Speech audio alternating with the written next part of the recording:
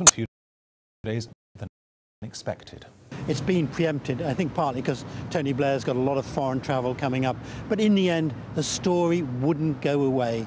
And Downing Street tried to say he can carry on with his job. All that matters is he's doing his job as Home Secretary. It was quite clear he couldn't concentrate in such a maelstrom. It was damaging the government, and the support, the love for David Blunkett was being withdrawn by Cabinet Ministers and Labour MPs. John Campner, that phrase, no favours but slightly quicker, is going to go down in sort of Whitehall legend, isn't it? It was a great, wonderful contradiction in terms. I think he could, I mean, that was going to be bad. The Stephen Pollard biography stuff was bad. It was the combination of the two that did for David Blunkett. And I mean, I still can't believe why it was that he said what he did in the full glare of publicity to his biographer, knowing that it was on the record. And I mean, one of the great, you know this, we all know this, one of the great maxims of political journalism, the interaction between politicians and journalists, is that you can slag off your cabinet colleagues as much as you like, but take cover through anonymity. And I don't know why David Blunkett did it. Yeah, what was he thinking there, George Jones? Because we've all sat at lunches or on occasions and thought, God, if only that was on the record, we'd have a front page splash, you know, that would be absolutely fantastic. Yeah, but of course he didn't say it in the middle of this maelstrom that was going on. He said it a year ago when David Blunkett was riding high. I mean, David Blunkett did live in a somewhat different parallel universe from the average cabinet minister. I mean, I think his blindness, you know, the fact that he probably didn't see Stephen Pollard had got a tape recorder running while he was actually doing the interview. But, you know, David Blunkett has always believed, I'm the plain-speaking Home Secretary, you know, I'm the man who can talk to the tabloid newspapers, I'm the man who can say what he really thinks, like the very unjudicious comment, you know, about Harold Shipman after his suicide. David Blunkett has got form on this, but of course, what he didn't realise was, I think, that, you know, he'd put a time bomb there, which was going to come, and it just exploded right at the worst possible moment for him. And I agree with John.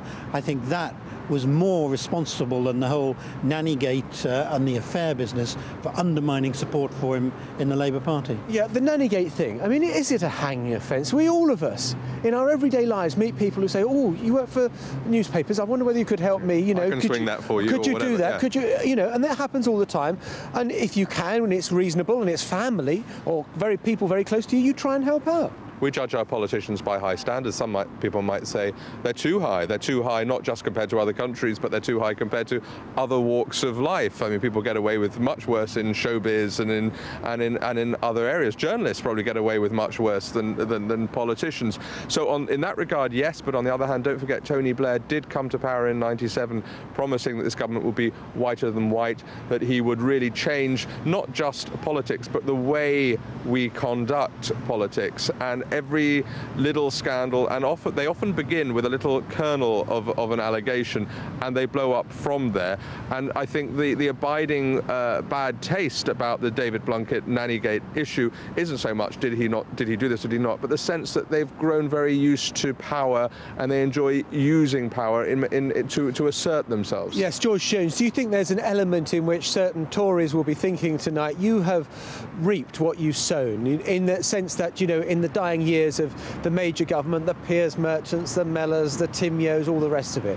Yes, well, Labour gloated over the Tory party's troubles and helped to foment this atmosphere of sleaze, you know, that politicians were in it for what they could get out of it. And as John says, Tony Blair came in, this was going to be a new form of politics, there wasn't going to be any of that. And yet we have seen a politician succumb, as you say, to very basic human emotions. But don't forget, I mean, it's not quite as simple as that. I mean, you know, politicians who are in charge of immigration and asylum, I mean, they can't be just doing favours for their friends on this, or be seen to be doing favours for their friends in this way. So, you know, he has gone, as it were, before he was pushed.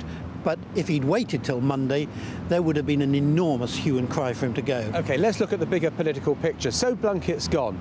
Does it make any difference to the bigger picture politically about the forthcoming general election and the sort of shape of British politics? Well, it certainly enabled the Conservatives, who'd been on the back foot for months. Michael Howard has had the two best sort of question times for weeks. It's put some, you know, sort of spark back into them. So that's important. It's knocked an enormous enormous hole in the government's legislative, well, or the running of their legislative programme, because David Blunkett had all these bills on crime, law and order, and again, it's called into question Tony Blair's judgment, because he went out far further than he should have done in saying, David Blunkett had got nothing, nothing to worry about, he would be cleared. So damaging, but it's not fatal, I don't think. John? Yeah, I mean, you have to put this into context. This was a government that in its second term had been completely derailed, or allowed itself to be completely derailed by Iraq. Iraq not only ensured that a lot of domestic legislation wouldn't get through, but also severely damaged the credibility, the trust ratings of this government, and Tony Blair in particular. And he saw in David Blunkett the person who could get him out of this scrape with this whole emphasis on law and order, be it the small stuff, the antisocial behaviour, through to anti-terrorism with crime and policing in the middle. It was a huge, as George said, a huge swathe of legislation, 8 big bills, all of which being driven through by the political power and personality of one person, David Blunkett. Now, Charles Clarke is a big hitter. He's going to be an effective operator, but it will take him a long time, and I wonder whether he really does have this drive and this sort of raw anger in a way that David Blunkett had to get the stuff through. It will leave a huge hole in this government. John Kampfner and George Jones there talking to my colleague John Sopel. That's the news so far tonight, on the day that the Home Secretary David Blunkett resigned over an email, but he insisted he'd done nothing wrong. Alistair Yates is here from 1 a.m. with a full half hour of news from our colleagues at BBC World. Until then, a full weather forecast with Helen Young.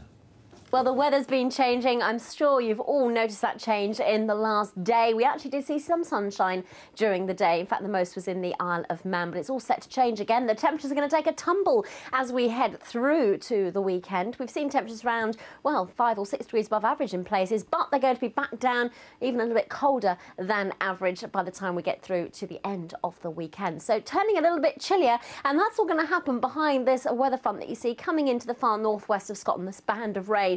It is getting its act together, and it's going to be moving in quite swiftly overnight tonight. So I think by the end of the night it will be getting down across into England and Wales. Behind it, yes, there will be showers, but for many parts of Scotland and Northern Ireland it will be considerably drier by then. To the south, this weak weather front here may just give a little spot of rain or two, but nothing too untoward. This is the one we're really going to be watching. So tonight, behind that band of rain, it will turn rather chilly, but the winds will be strong, so the temperatures won't give us any problems tonight. We shouldn't see a touch of frost.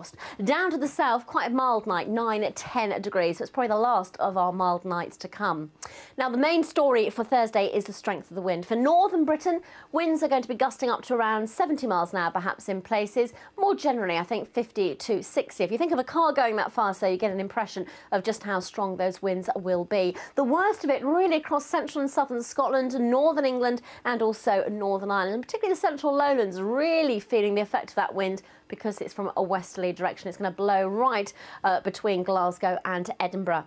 So early on the morning, I think it will actually be very wet still across parts of southern Scotland and northern England, but only for a very short time for the rush hour, really, and then it'll be very swiftly moving its way southeastwards, and it will be a really clear change as well. You'll know when it's disappeared because the sun will come out in force. But to the northwest, certainly there will be showers from the word go, and the winds will be picking up as well, getting towards gale force of severe gales as we saw. So down to the south then, it's really just East Anglia and southeast England that'll still have the wet weather at midday. If you're going out perhaps at lunchtime tomorrow, you may want to bear that in mind, because just an hour later it will actually be perfectly sunny for the afternoon. I think to the north and the west, always the risk of showers, and particularly to the northwest corner, some of those showers could merge together to give some longer spells of rain, so it could actually be quite persistent, the rain there.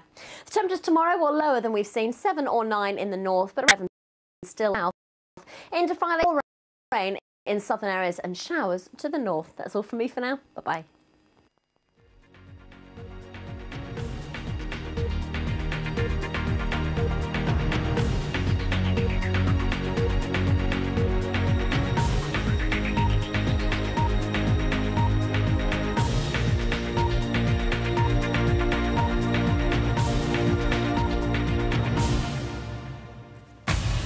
At least 7 people die in a bomb explosion in Iraq. The attack in the city of Kabul overshadows the first day of election campaigning.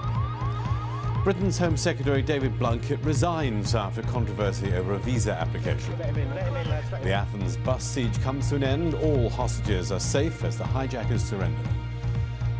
and the new trade rules threatening millions of textile workers in the developing world.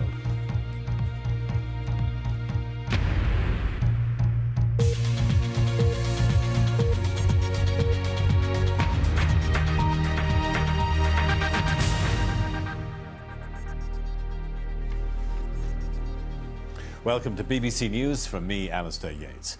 At least 7 people have been killed in a bomb explosion in the Iraqi city of Karbala. More than 10 people were injured in the blast near Imam Hussein's mausoleum, one of the holiest sites in Shiite Islam. One of the wounded is reported to be Sheikh Abdul Mehdi al-Kabalai, a cleric regarded as close to Ayatollah Ali al-Sistani, Iraq's most influential Shiite leader. Well, campaigning for the Iraqi elections has started despite concerns that the violence may wreck the voting. The authorities are insisting that the nationwide vote will take place as planned in just 7 weeks' time, on the 30th of January. Voters will choose a National Assembly with 275 members. It'll be the Assembly's job to appoint a new government and draft a constitution. Television adverts are calling it a vote for the future. A chance for all Iraq's diverse communities at last to shape their own destiny. This is the moment Abdul Muntadha and other Iraqi Shiites have been waiting for, praying for decades. Their clerics have declared voting a religious duty. Mosques have been helping mobilize the masses to help bring the Shiite majority to power for the first time in history. And so Abdul Muntadha is doing his bit, taking time off from his work as a grocer to spread the word. At home, too, there's excitement about the election. They want it to bring in a government that cares, that will make their daily lives a little less difficult. I want to see an Islamic government, a government that isn't corrupt and that brings us security. And after the elections, I think the Americans should stay out of our cities. Abu Noor was actually fighting the Americans